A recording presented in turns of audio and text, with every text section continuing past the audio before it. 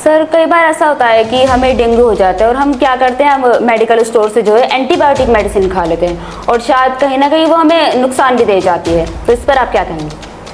देखिए, डेंगू में शुरू में तो नहीं मालूम पड़ता बुखार हुआ है तो कौन सा बुखार हुआ है, डेंगू है, चिकनगुनिया है या मलेरिया है।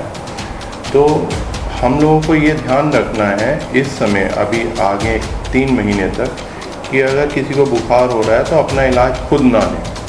कई बार लोग क्या होता है, घर में ब्रूफिन है, कॉम्बीफ्लेम है, डायनापर की गोलियां हैं, डिक्लोफिनेक है, प्रेडनिसोलोन, मिथाइल प्रेडनिसोलोन, बेटनीसोल इत्यादि, ये सब दवाइयाँ स्टेरॉइड जो हैं ये भी ले लेते हैं। और जब ये लेते हैं तो उनकी जो प्लेटलेट्स हैं वो बहुत तेज़ी से गिरती हैं और फिर हम लोगों को डेंगू कंट्रोल करना बहुत मुश्किल हो जाता है। ख़ास तौर पे वही लोग ज़्यादा सीरियस होते हैं जो इन दवाइयों का इस्तेमाल शुरू में ही कर लेते हैं।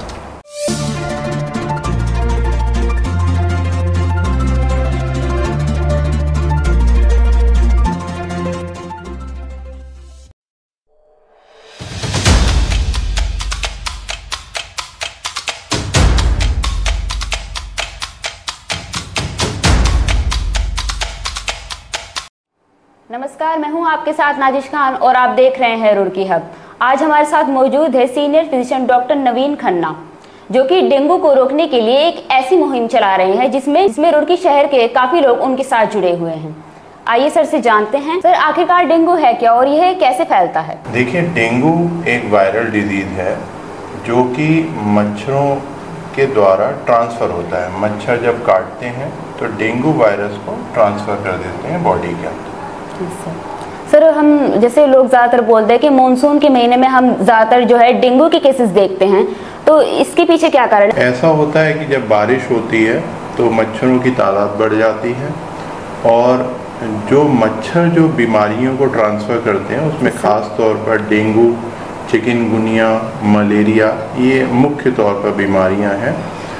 इसमें क्या होता है कि जो डेंगू है उसको एक पर्टिकुलर टेम्परेचर भी चाहिए, जो लगभग अगस्त से नवंबर तक डेंगू वायरस को उसका जो फेवरेबल टेम्परेचर है मिलता है। इसलिए डेंगू वायरस जो है वो अगस्त से नवंबर तक ज़्यादा फैलता है। सर ज़्यादातर हम डेंगू में देखते हैं कि हमें सबसे पहले बुखार होता है, तो बुखार के सिवा डेंगू के ऐसे और कौन से सिम्टम होते हैं जिनसे हमें अलर्ट रहना चाहिए, कि हमें पता चले कि हमें डेंगू हो चुका है? देखिए, आमतौर पर डेंगू एक साधारण बुखार नहीं है। डेंगू जब भी होता है तो बहुत तेज़ी से, आमतौर पर तेज बुखार होते हैं, सिर दर्द होने लगता है, उल्टी होती है और हालत बहुत ज़्यादा ख़राब हो जाती है।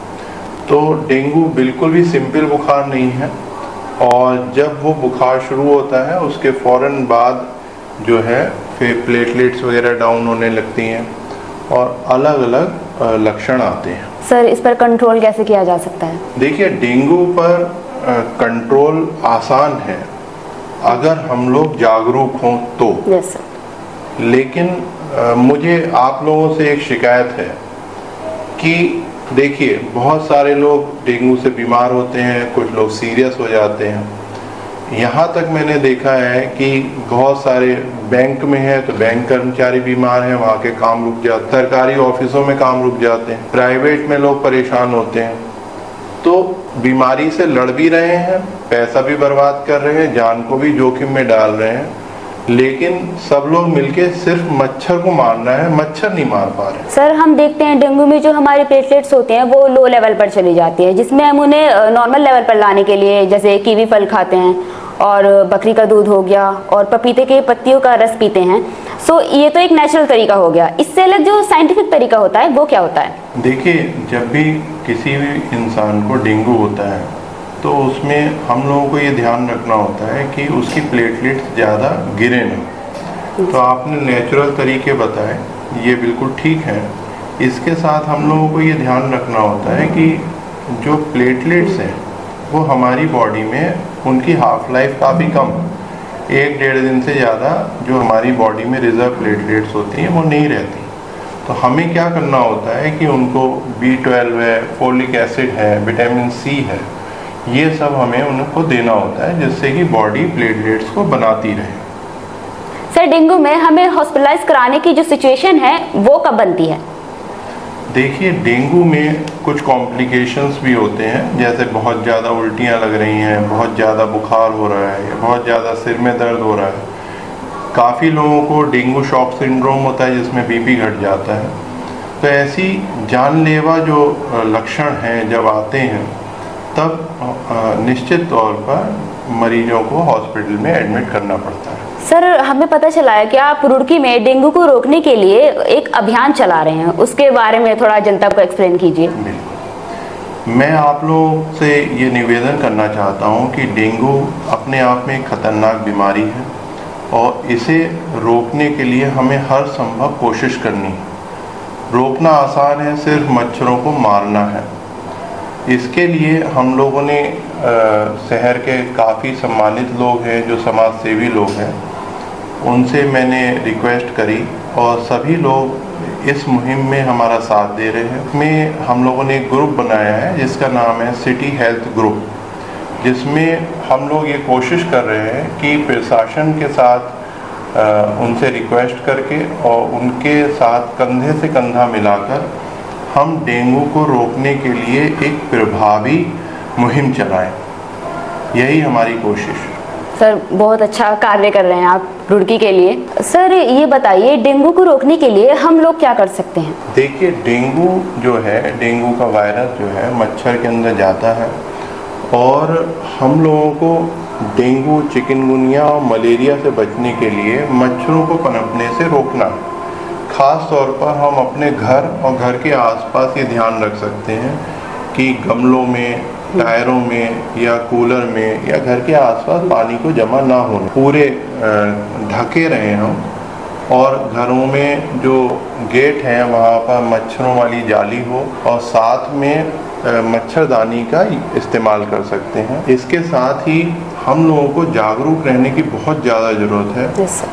नहीं तो डेंगू सभी लोग जानते हैं कि कभी जानलेवा भी हो जाता है और जान बच भी जाती है तो कमज़ोरी बहुत होती है और पैसे का भी काफ़ी नुकसान होता है। सर, डेंगू में हम घरेलू उपचार जो है वो कैसे कर सकते हैं? देखिए, डेंगू में नारियल पानी पिए, बहुत अच्छे से पानी पीना है जी। अगर दूध पी सकते हैं, काफ़ी लोग बकरी का, गाय का दूध बोलते हैं। गिलोय का काढ़ा है, पपीते के पत्तों का काढ़ा है, ये सब लोग लिया जा सकता है। सर, डेंगू में जो हमें प्लेटलेट्स चढ़ाते हैं तो उसमें हमें क्या क्या सावधानियां हैं जो हमें बरतनी चाहिए? देखिए, डेंगू जब ज़्यादा बढ़ जाता है तो प्लेटलेट्स काफ़ी लोग जानते हैं कि चढ़ानी पड़ती हैं, लेकिन कुछ ख़ास बातें हैं। स्पेशली जब कोई हार्ट का पेशेंट है और इकोस्प्रिन वगैरह ले रहा है, तो जब, क्योंकि इकोस्प्रिन जो होती हैं खून को पतला करती हैं, तो इसका असर लगभग 3 दिन शरीर में रहता है।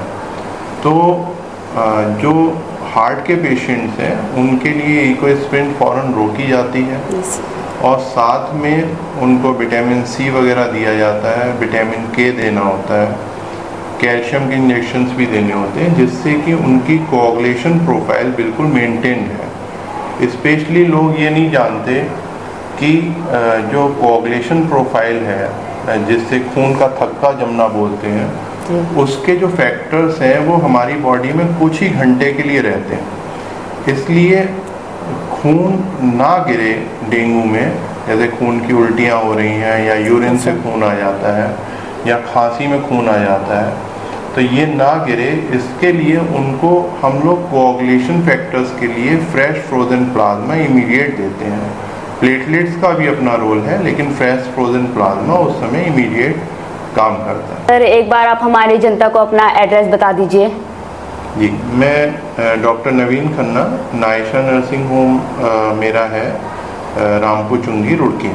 आप नीचे स्क्रीन पर नंबर देख रहे हैं, इन पे आप निःशुल्क परामर्श ले सकते हैं और सर से बात कर सकते हैं। अगर आपको डेंगू से रिलेटेड कोई भी प्रॉब्लम हो तो आप सर से कांटेक्ट कर सकते हैं।